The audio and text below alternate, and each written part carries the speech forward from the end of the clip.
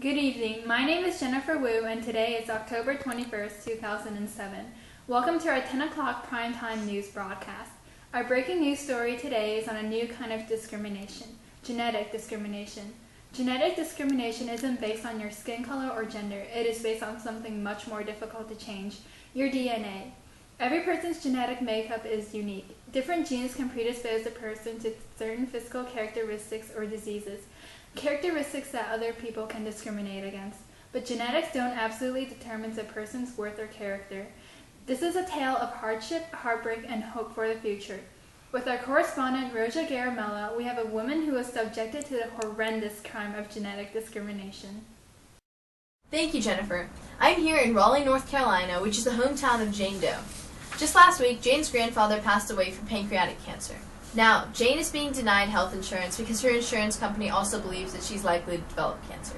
So, Jane, how did this whole issue start? Well, after my grandfather died, God bless his soul, I underwent genetic testing to see if it was likely that I would also develop cancer. The test came back and said I was predisposed to developing lung cancer. That's terrible. And what happened after that? When my insurance company saw the test, they immediately tried to raise my premium. They said my predisposition to developing cancer was like a pre-existing condition. How did you feel about that? That was tough news, especially after my grandfather's death.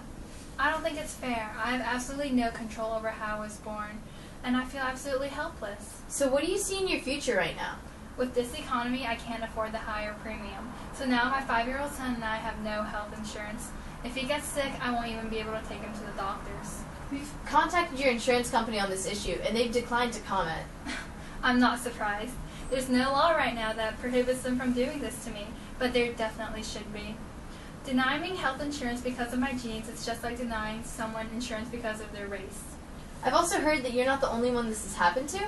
Yeah, my friend was passed over for a job promotion because genetic testing said he was predisposed to heart failure. And I'm not the first person this has happened to, and I won't be the last. Thank you for your time today, Jane. We Americans like to think that we're past the ages of blind discrimination and arrogance. But with cases like Jane's, we can no longer live in this ignorance. We must take action to right this grievous wrong and prevent this from happening to anyone else. Now back to Jennifer at the station. Thank you for bringing to us that truly heartbreaking report, Roja. This concludes our news segment for today's show. Tune in tomorrow at 10 p.m. to hear the latest in breaking news.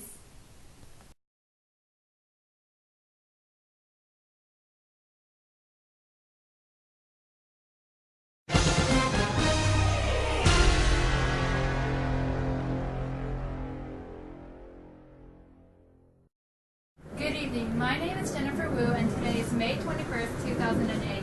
Welcome to our 10 o'clock primetime news broadcast. Today's breaking news concerns a piece of legislation that Senator Ted Kennedy calls the first civil rights bill of the new century of the life sciences, and what the National Human Genome Research Institute says is necessary to ensure that biomedical research continues to advance.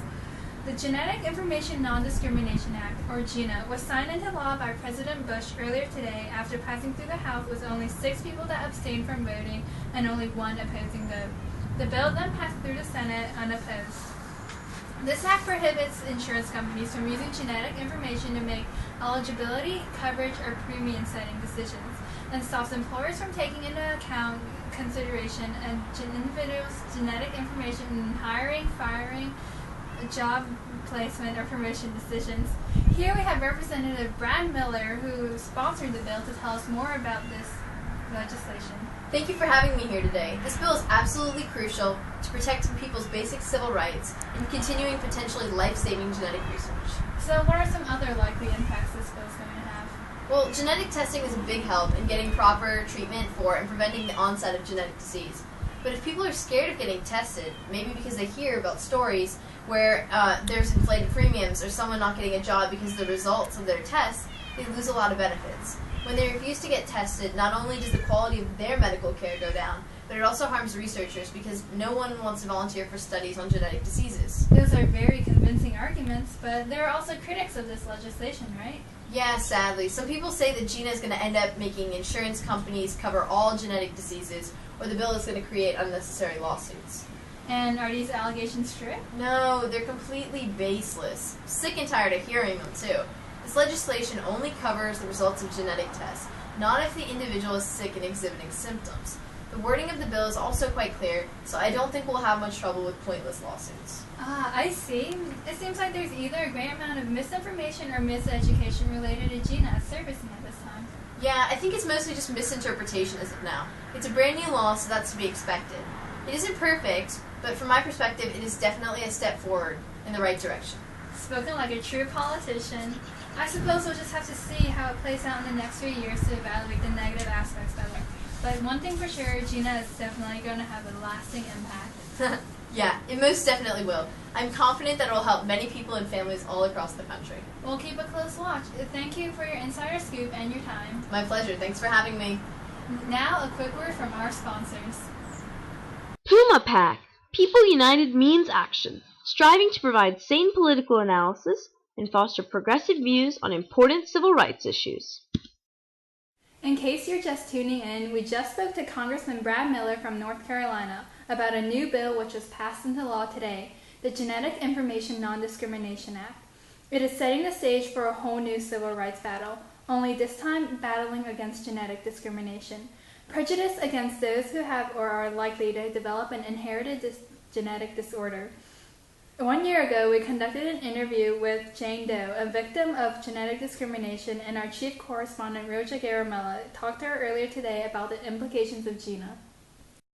Thanks, Jennifer. I'm back here in the always consistent weather capital of the country, Raleigh, North Carolina, with Jane Doe, who's really excited about the Genetic Information Non-Discrimination Act and the changes it demands. So, Jane, what specifically and why do you support GINA?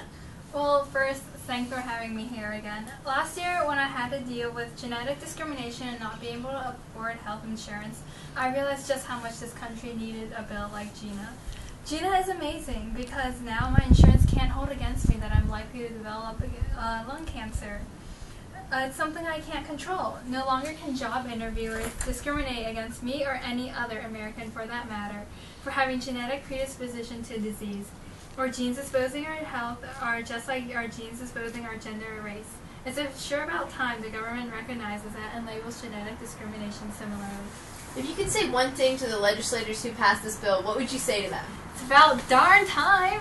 I'm just kidding. I would say thank you. Thank you so very much for fighting the good fight for this amazing bill. I did an amazing thing for so many people across the country. Well, there you have it. A thank you to the very popular legislators in Washington for fighting the good fight. Now back to Jennifer at the station. Thank you for that motivating and exciting report, Roja. This concludes our news segment for today's show. Tune in tomorrow at 10 p.m. for the latest in breaking news.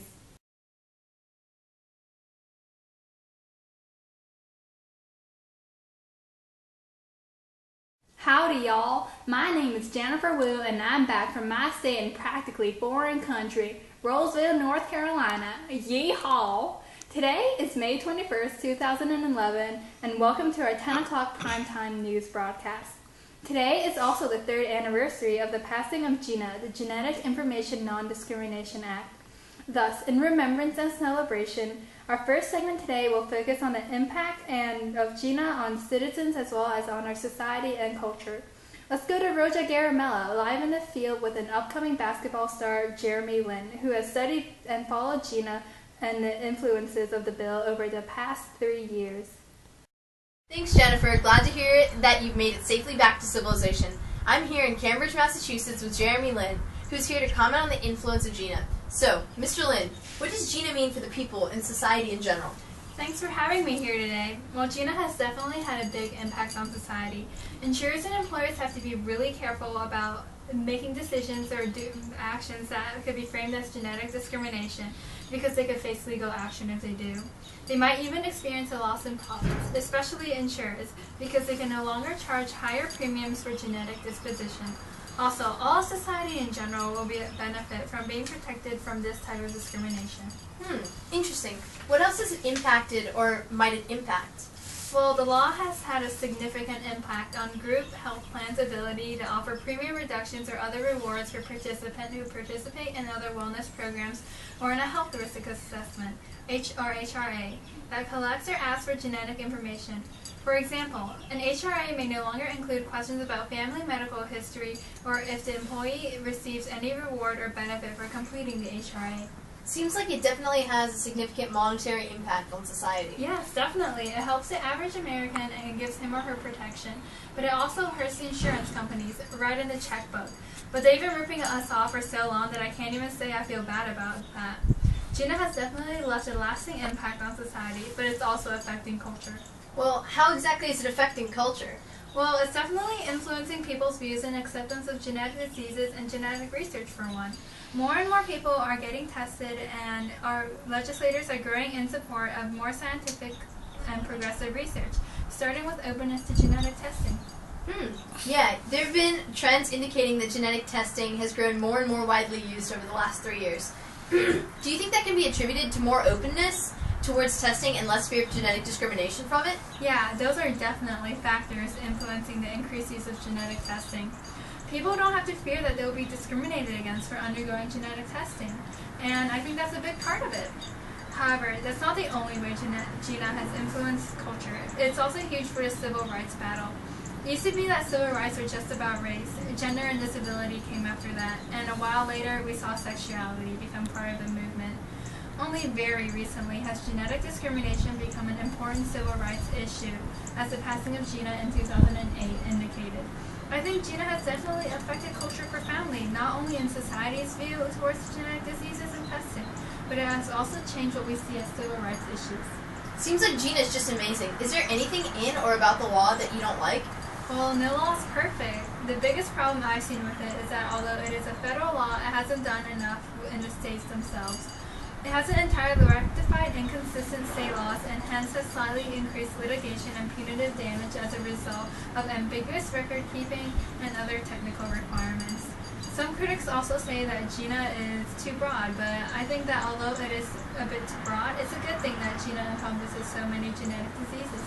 I've also heard some critics say that the legislation doesn't go far enough in enabling personal control over genetic testing results. Do you have any comments on that? Yeah, I see where they're coming from, but considering that GINA is the first major law regarding genetic discrimination, I think it's gone far enough. If nothing else, those critics would agree that it is definitely a step in the right direction. Well, there you have it. GINA, although it has a few arguable flaws, has influenced society and culture in many ways, aside from the important policies it enforces. It's even starting a new era in the civil rights movement. How lintastic! Now back to Jennifer at the station. How interesting. It is just insane how far the battle against genetic discrimination has come. GINA is truly one incredible bill. Well, this concludes our segment for today. Be sure to tune in tomorrow at 10 to hear more on the new and upcoming influential legislation being debated in Washington.